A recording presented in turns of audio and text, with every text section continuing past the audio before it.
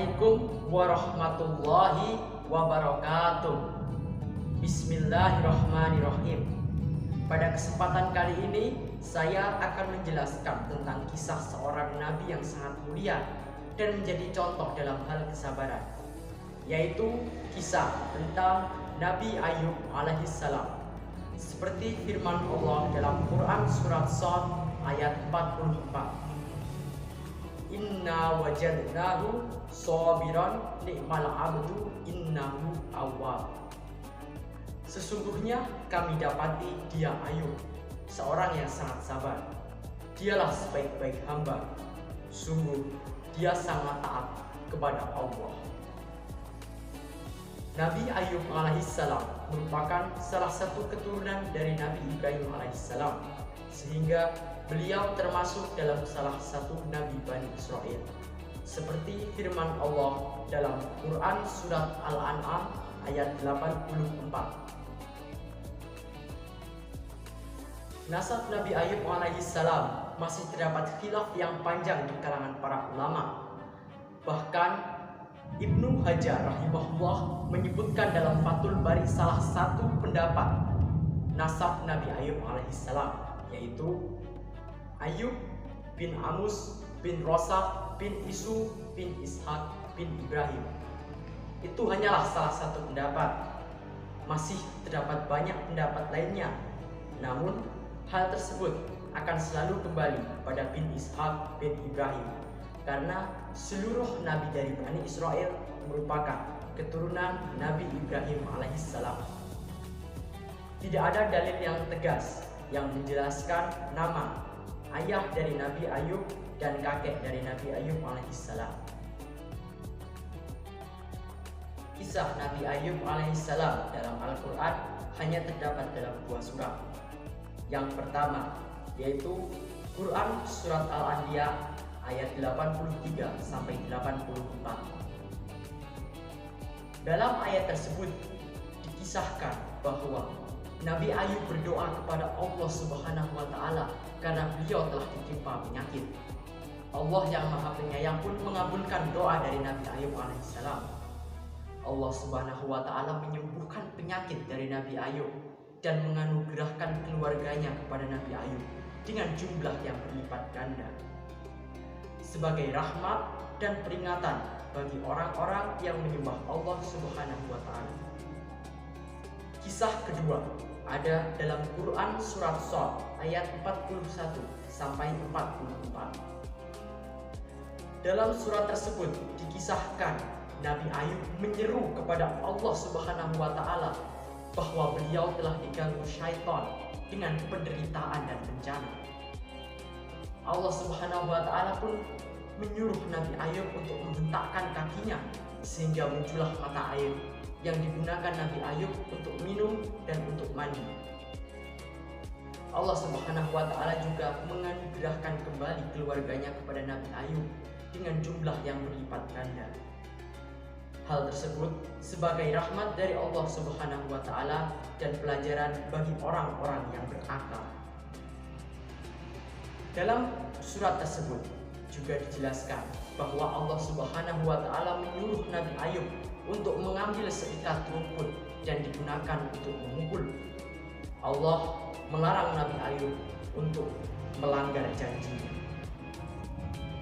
Dalam ayat tersebut juga dijelaskan bahwa Nabi Ayub alaihissalam adalah orang yang sangat sabar. Beliau adalah sebaik-baik hamba yang taat kepada Allah Subhanahu wa Ta'ala. Kisah Nabi Ayub alaihissalam dalam Al-Quran sangatlah pendek. Oleh karena itu, jika kita ingin mempelajari lebih dalam tentang kisah Nabi Ayub alaihissalam, maka kita harus kembali pada hadis dan asar. Satu-satunya hadis sahih yang menjelaskan tentang kisah Nabi Ayub alaihissalam adalah Sahih Al-Bukhari. Imam Al-Bukhari meriwayatkan dari Abu Hurairah radhiyallahu anhu dan dari Nabi SAW. Dikisahkan ketika Nabi Ayub alaihissalam sedang mandi, tiba-tiba jatuh dari langit sekelompok belalang yang terbuat dari emas. Nabi Ayub pun segera mengambil pakaiannya dan mengumpulkan belalang tersebut. Kemudian Allah Subhanahu wa taala bertanya kepada Nabi Ayub alaihissalam, "Bukankah beliau telah dicukupkan dengan apa yang baru saja terjadi?" Nabi Ayub membenarkan bahwa Allah Subhanahu wa taala telah memberi kecukupan. Namun, ia tidak akan pernah merasa cukup dari keberkahan Allah Subhanahu wa taala.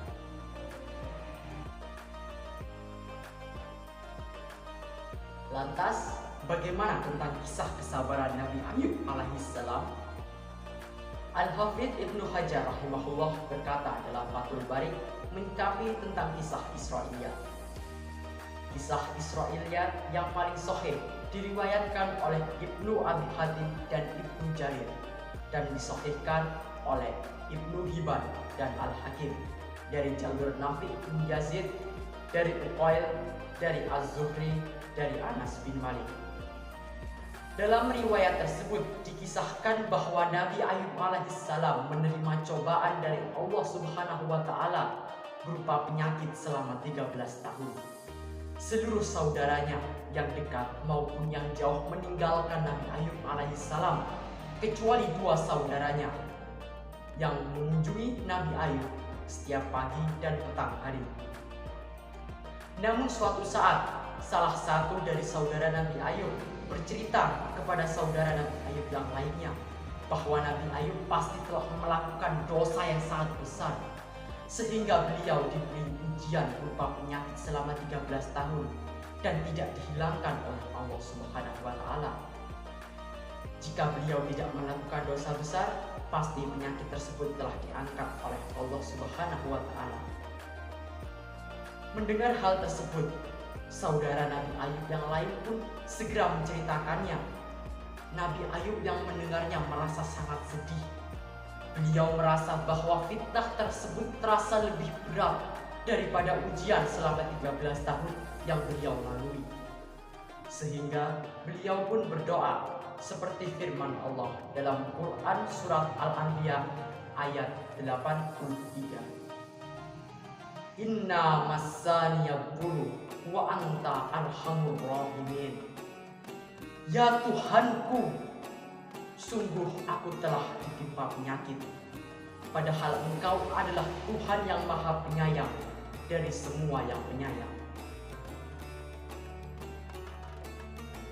Dari Anas bin Malik radhiyallahu taala anhu juga dikisahkan bahwa suatu hari pada saat Nabi Ayub hendak melakukan hajat, istrinya memegang tangan beliau dan kemudian pergi. Namun saat Nabi Ayub telah selesai melakukan hajatnya, istri beliau terlambat untuk menjemput, sehingga Allah Subhanahu wa taala menyuruh Nabi Ayub untuk meletakkan kakinya ke tanah, dan muncullah mata air yang dapat digunakan oleh Nabi Ayub untuk minum dan mandi. Seketika Nabi Ayub pun sembuh dari penyakitnya.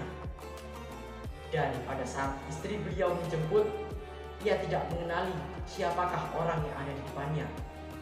Ia pun bertanya akan keberadaan Nabi Ayub alaihissalam.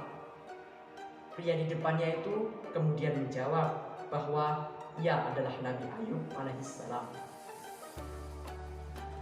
Dari Anas bin Malik radhiyallahu taala anhu juga dikisahkan bahwa Nabi Ayub memiliki 2 tempat gandum, yaitu tempat untuk gandum coklat dan tempat untuk gandum putih. Allah Subhanahu wa taala menyuruh Awan untuk mengisi tempat gandum coklat tersebut dengan emas hingga meluber, dan tempat untuk gandum putih dengan perak hingga meluber. Al-Hafidz Ibnu Hajar rahimahullah juga menyebutkan beberapa kisah lain dari para salaf seperti Wahab bin Munabih, Muhammad bin Ishaq, dan Ibnu Abbas, serta dari yang lainnya. Namun ada kisah Israiliyat yang tidak dapat disebut sebagai kisah yang sahih, tetapi sering diceritakan oleh para ulama, yang salah satunya berasal dari Hasan al-Basri rahimahullah dan diriwayatkan oleh Ibnu Jarir at-Tabari dalam tafsirnya. Dikisahkan, Nabi Ayub digoda oleh syaitan. Syaitan membakar seluruh ternak milik Nabi Ayub dan juga menghancurkan rumah yang di dalamnya terdapat putra dan putri Nabi Ayub alaihissalam. Namun hal tersebut tidak dapat menggoyah iman dari Nabi Ayub alaihissalam. Syaitan pun berpikir bagaimana cara untuk meruntuhkan iman Nabi Ayub alaihissalam. Akhirnya syaitan pun meniupkan penyakit kulit kepada Nabi Ayub alaihissalam, sehingga beliau pun diusir oleh warga Bani Israel dan tinggal di dekat tempat penampungan sampah Bani Israel bersama istrinya. Namun hal tersebut juga tidak mampu meruntuhkan iman dari Nabi Ayub alaihissalam. Beliau semakin bertakwa kepada Allah Subhanahu wa taala dan memohon untuk disembuhkan. Akhirnya syaitan pun menyerah untuk menggoda Nabi Ayub alaihissalam, dan Allah pun mewahyukan kepada Nabi Ayub untuk menghentakkan kakinya ke tanah, sehingga muncullah air yang dapat digunakan oleh Nabi Ayub untuk mandi dan minum, sehingga penyakit kulitnya pun sembuh. Allah Subhanahu wa taala juga menganugerahkan kembali harta benda dan keluarganya kepada Nabi Ayub dengan jumlah yang berlipat ganda.